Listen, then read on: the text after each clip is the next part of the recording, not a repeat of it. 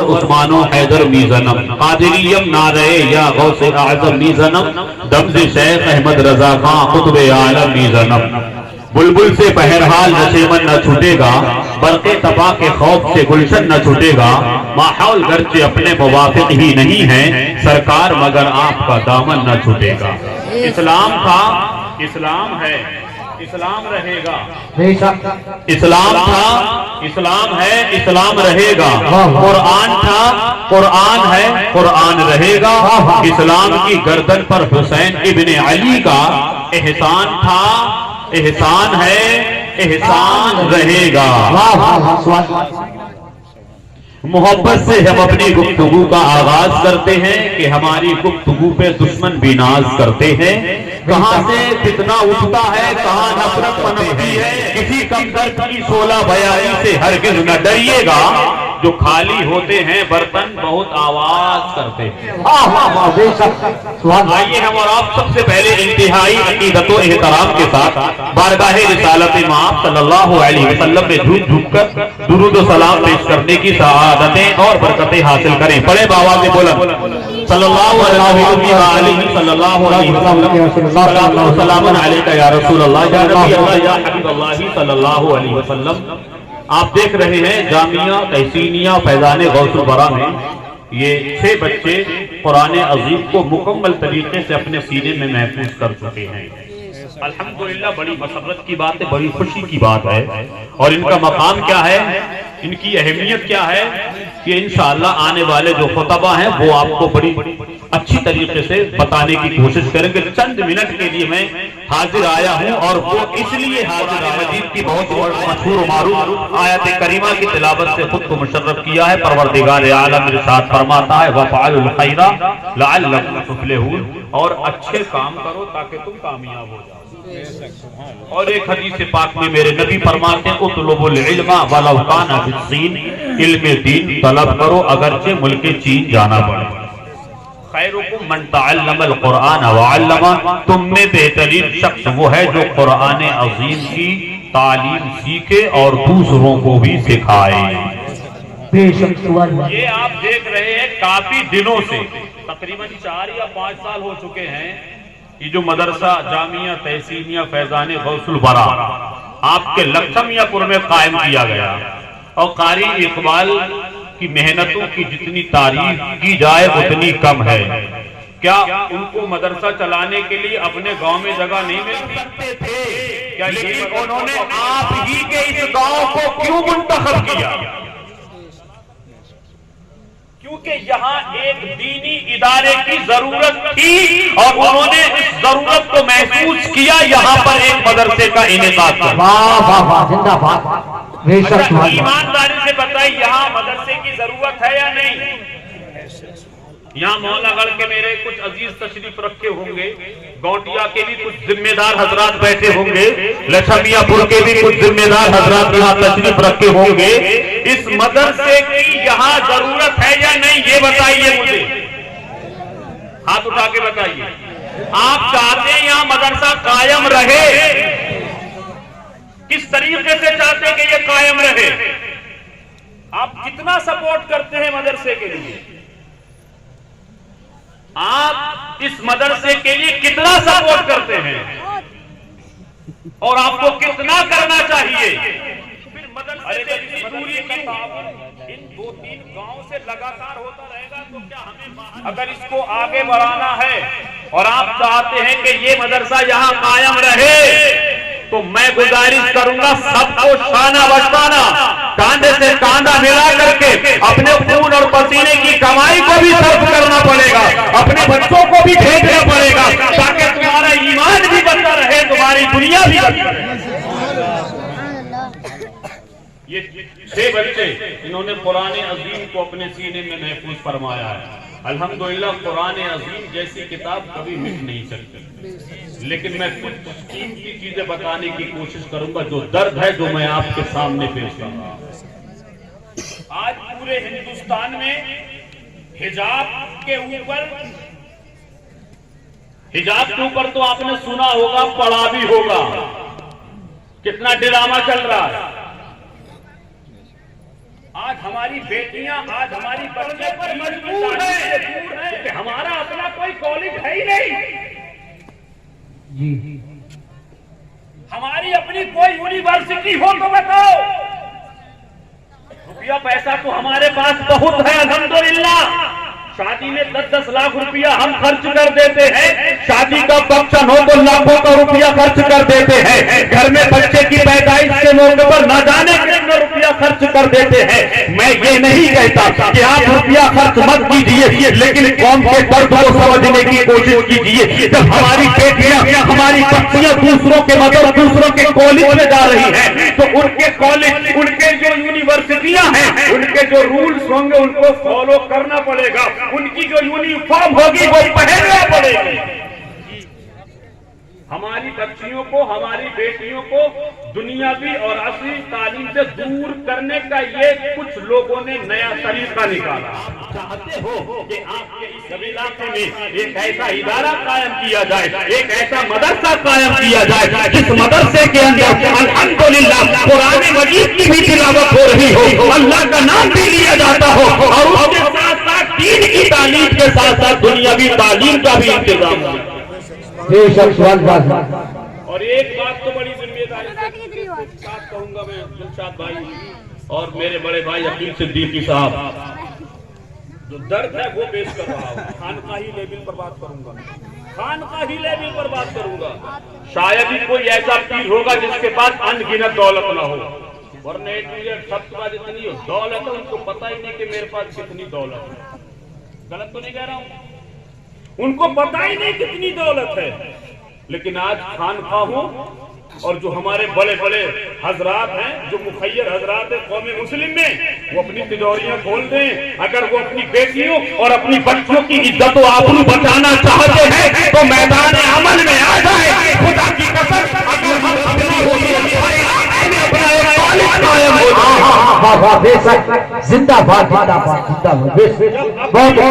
اپنی یونیورسٹی ہوگی تو اپنی یونیفارم ہوگی، اپنے رولز ہوں گے، اپنا ضابطہ ہوگا، اپنا طریقہ ہوگا، اپنا کھانا پینا ہوگا، اپنا اٹھنا بیٹھنا ہوگا۔ اور جب اپنا کچھ رہا ہی نہیں تو کھانا پینا بھی ان کی طرح ہو رہا ہے، اٹھنا بیٹھنا بھی ان کی طرح ہو رہا ہے، سونا جاگنا بھی ان کی طرح ہو رہا ہے، یونیفارم بھی ان کی طرح پہنی جا رہی ہے۔ وہ چاہتے ہیں کہ سماج میں جیسے ہماری بیٹیاں ننگی گھوم رہی ہیں وہ بھی گھمانا چاہتے ہیں، مگر خدا کی قسم اگر ساری دنیا مل کر کے اس طریقے کا پلاننگ کر رہی ہو تو ان کو جواب دے دو، اے لوگوں تمہاری بچیاں ہوگی جن کو تم ننگا بنانے پر فخر محسوس کرتے ہو،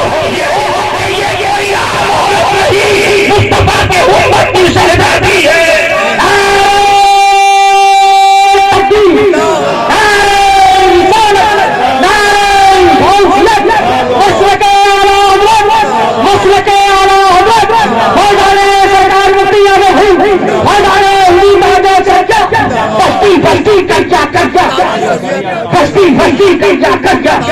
عشق محبت عشق محبت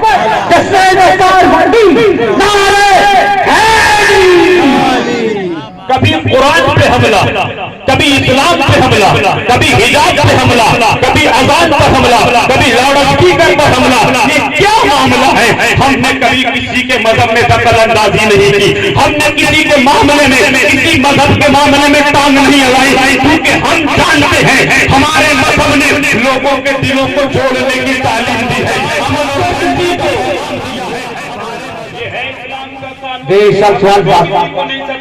ہم نے کسی کا دل نہیں دکھایا، ہم کسی کو پریشان نہیں کرتے، لیکن یہ درد ہے جو میں بتا رہا ہوں۔ مسلم سماج سوسائٹی میں جو خرابیاں ہیں ان کو ختم کرنے کی کوشش کرو۔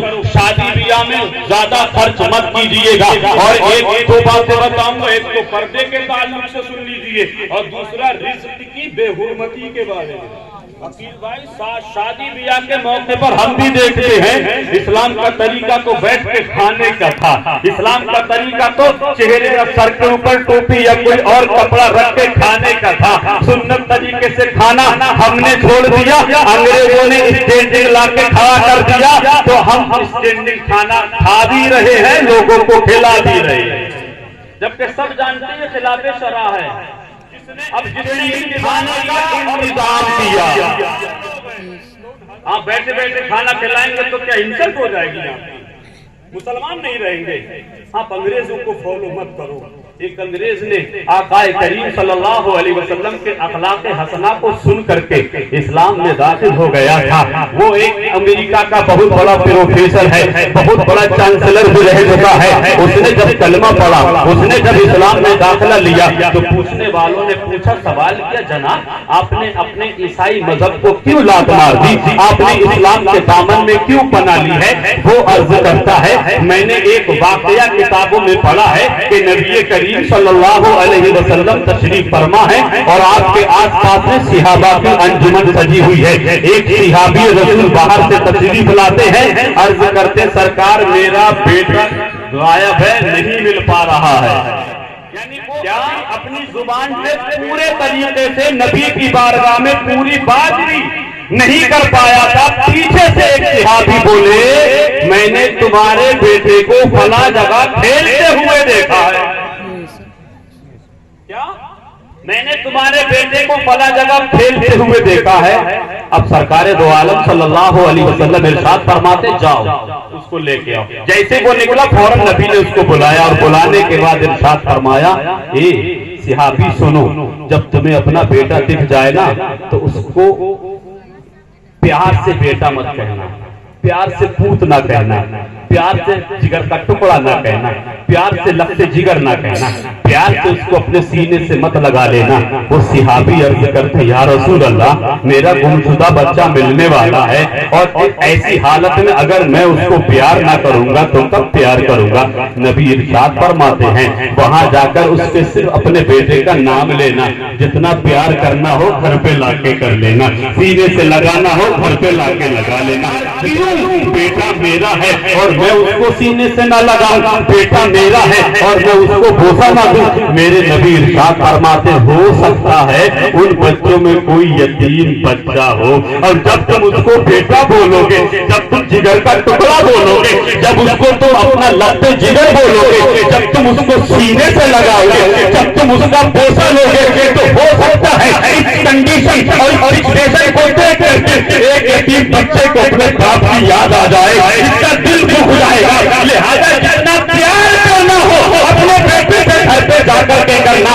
وہ پروفیسر کہتا ہے کہ میں نے مجتبیٰ کی چھوٹی سی زندگی میں صرف اتنا مارا اور میرا کلمہ پڑھنے کا معاملہ وہ تھا، وہ صرف اور صرف یہ تھا کہ جب اسلام کے بانی آقا کریم کے فرمائیے، وہ بیان فرماتے ہیں، کفر اور شرک کے بعد، کفر اور شرک کے بعد سب سے بڑا گناہ عظیم کسی کا دل دکھانا ہے، اور وہ دل چاہے کافر کا ہو یا مومن کا۔ دل آزاری مت کیجیے، کسی کا دل مت دکھائیے۔ اپنے علاقے میں کالج قائم کرنے کی کوشش کیجیے، جامعہ تحسینیہ فیضان غوث الورا میں بڑھ چڑھ کر کے تعاون پیش کرنے کی کوشش کیجیے۔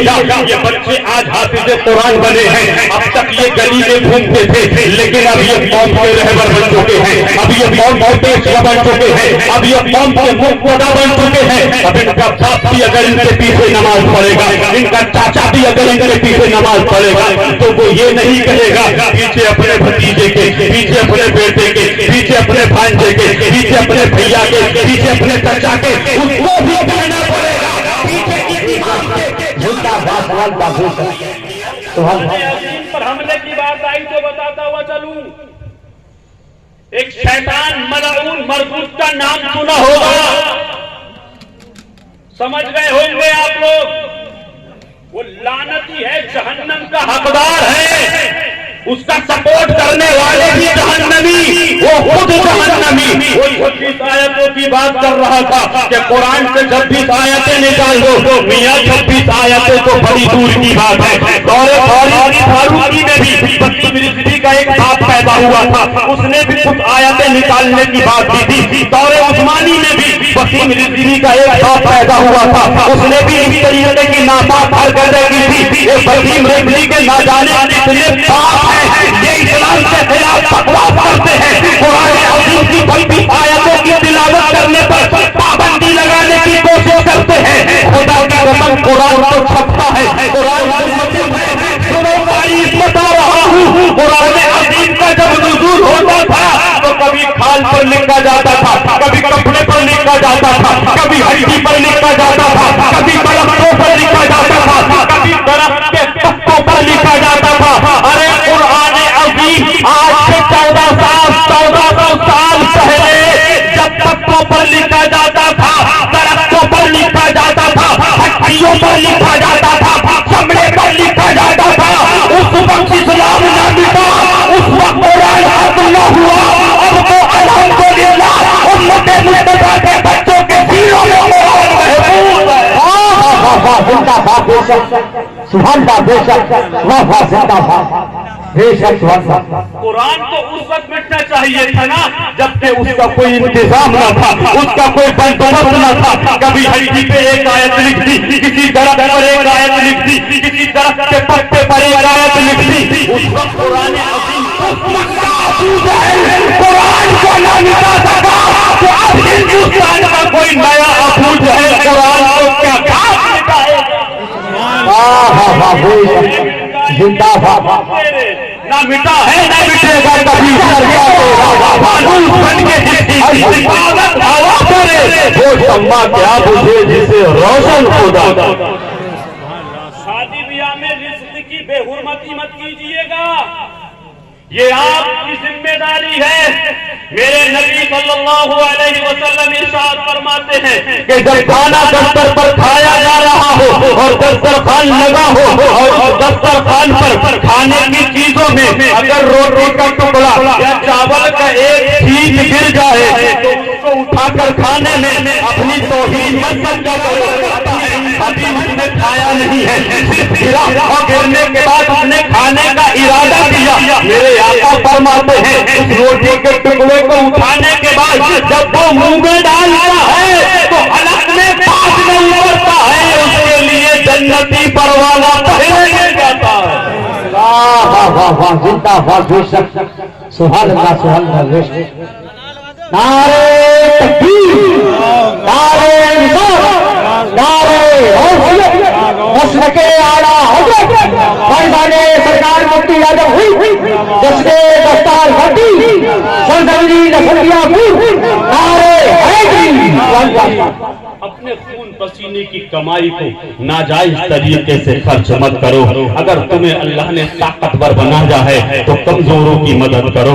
اگر تمہیں اللہ تعالیٰ نے دولت مند بنایا ہے تو اسی دولت سے غریبوں کی بھی مدد کرو، اسی دولت سے مسجدوں کو بھی دیکھو، اسی دولت سے مدرسوں کو بھی سنبھالو۔ تمہاری طاقت نہ ہوگی داستانوں میں۔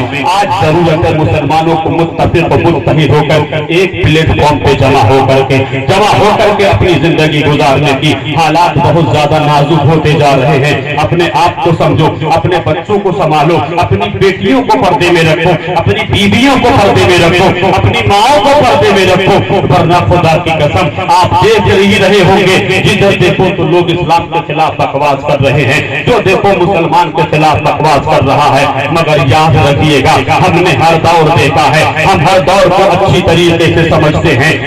تمہارا کوئی کچھ بگاڑنے والا نہیں ہے، بس شرط یہ کہ تم اللہ سے ڈرنے والے بن جاؤ، اللہ کے سچے بندے بن جاؤ، اپنے چھوٹے بڑے سارے گناہوں سے توبہ کر لو اور اپنے خون پسینے کی کمائی کو اچھے کاموں میں خرچ کرو۔ اچھا کام کرو گے تو اللہ تمہیں کامیابی دے گا، راستوں سے کانٹے ہٹاؤ گے اللہ تمہیں کامیاب کرے گا، والدین کی خدمت کرو گے اللہ تمہیں کامیاب فرمائے گا، مدرسے کے طلباء پر اپنے خون پسینے کی کمائی کو صرف کرو گے، ان کے پاس جو ضرورت کی چیزیں ہیں اگر وہ نہ ہو ان کو کپڑے لا کے دو، ان کے لیے قرآن عظیم کا انتظام کرو، ان کے لیے کتابوں کا انتظام کرو۔ خدا کی قسم دنیا میں بھی خبر، دنیا میں بھی کامیاب ہو جاؤ گے اور آخرت میں بھی کامیاب ہو جاؤ گے۔ فیضان غوث الورا کو اگر بچانا چاہتے ہو تو سب مل جل کر کے محنت و مشقت کرو اور اس ادارے کو یہی رہنے دو، اس ادارے کو یہی قائم ہونے دو، ورنہ ایک بندہ ایسا ہے جو اپنی 250 سے لے کے 300 گز زمین دینے کے لیے تیار ہے، مگر یہاں نہیں لبھیڑا میں جناب رسالت خاں بھائی یہ کھڑے ہیں سامنے دیکھ رہے ہیں آپ، یہ تنہا اپنی زمین 250 سے 300 گز دینے کے لیے تیار ہیں. آپ چاہتے ہو کہ یہاں مدرسہ رہے گا، مدرسہ یہی رہے گا. ہم مدرسے کا تعاون کریں گے، الحمدللہ ہم مدرسے کی دیکھ ریکھ کریں گے انشاءاللہ. اللہ تعالیٰ ہمیں اور آپ کو، تمام عالم اسلام کے خوش عقیدہ مسلمانوں کو اپنے خون اور پسینے کی جائز کمائی کو اسلام کی راہ میں اللہ اور اس کے رسول کی رضا حاصل کرنے کے لیے صرف کرنے کی ہمت اور توفیق نصیب فرمائے. استغفر اللہ رب. نعرے تکبیر، نعرے رسالت، نعرے